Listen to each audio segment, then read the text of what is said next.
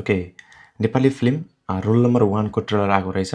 So त्यसलाई react गरौँ, त्यसको रिभ्यू पनि एकचोटि हेरौँ है, कस्तो बनेको रहेछ।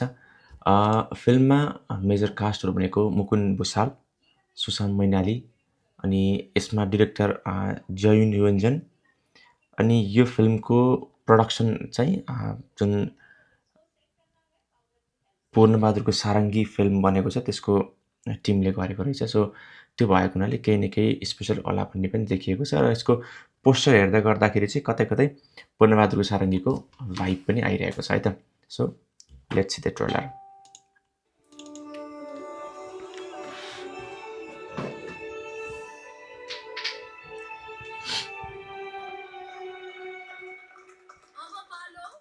कक्षा 3 को नतिजाको प्रथम स्थान हासिल गरेकी छन् गोमा अधिकारी।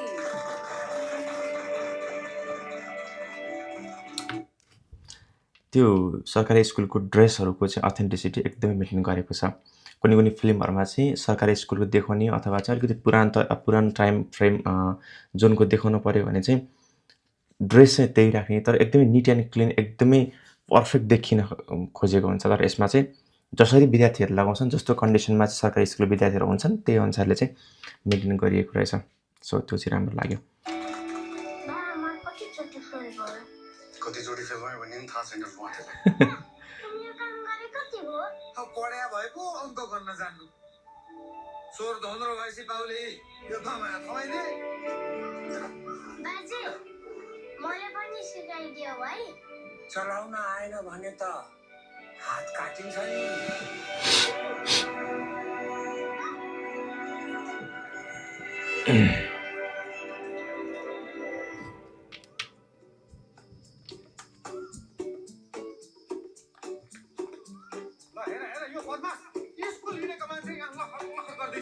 स्कुल गएनस् कि भागिस्? ड्रेस नलगाएको देखेर मास्टरले मलाई कुटे। मुकुन्द भुसाल एकदमै राम्रो एक्टिङ गर्ने मान्छे हो। त्यसैमाथि पनि उहाँले त एक्टिङमा पढ्नु पनि भएको होइन, सायद त्यसमै डिग्री होल्डर पनि हुनुहुन्छ। उहाँको गेटअपदेखि लिएर उहाँको क्यारेक्टर सेलेक्सनदेखि लिएर र क्यारेक्टरमा गर्नुपर्ने जुन मेहनत हुन्छ त्यो टप नचको हुन्छ। यो फिल्ममा पनि त्यो कुराहरू एकदमै पर्फेक्टली क्यारी गरेको छ।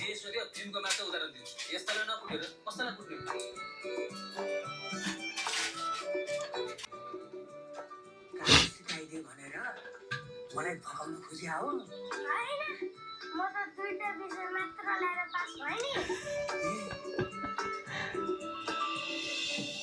खोइ त बा, मैले बोलाउँदैनन्। तेरो छोरो पढ्नमा लाज छ अनि कसरी पाउँछ सार्टिफिकेट? त्यो त गरिबको लागि होइन र।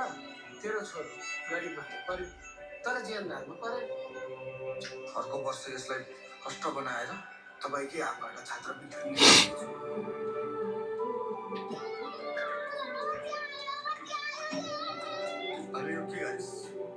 स्वार्थी रहेछस् त अझ। तिमी यसलाई पढाएर संसार देख्न चाहन्छौ?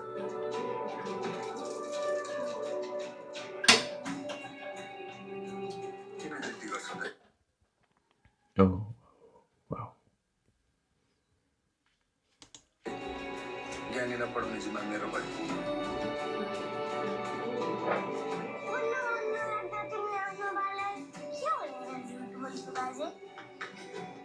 बाले पढ्न गए गाली गर्थे। अब यसो गर्नु संसार, एक कक्षा घटाएर 2मा पढ। राम्रोसँग पढायो भने ज्ञानी पास हुन्छ त। यो समाजले फर्स्ट हुनेलाई मात्र मान्दो रहेछ।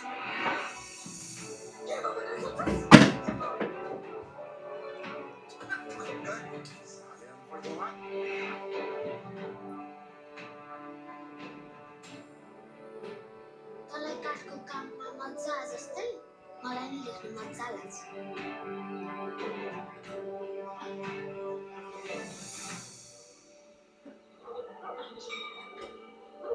कि त बाले रोल नम्बर 1 बनाउँछन् कि त मार्छन्। त्यस्तो भए हुनुभन्दा त मरेको नै जाति।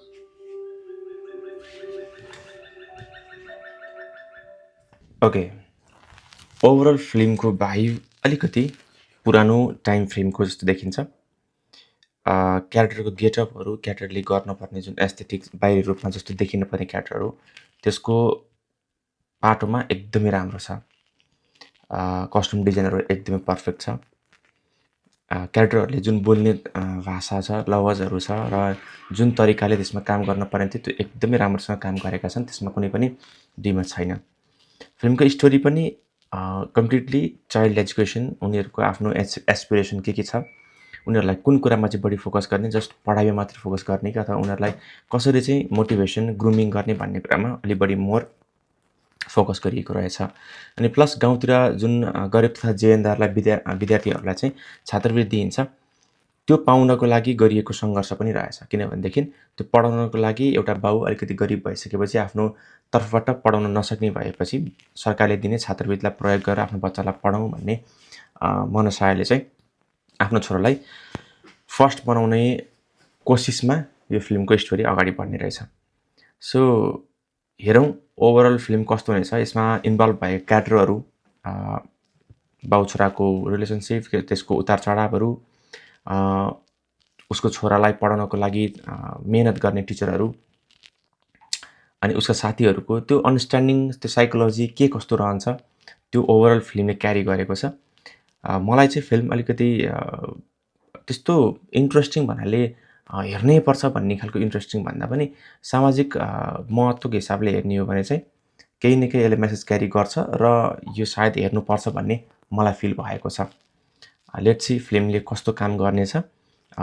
ओभरअल ट्रेलरको लागि चाहिँ 3.5 स्टार आउट अफ 5 दिन चाहन्छु। मलाई ठिकठाक लाग्यो, राम्रो लाग्यो।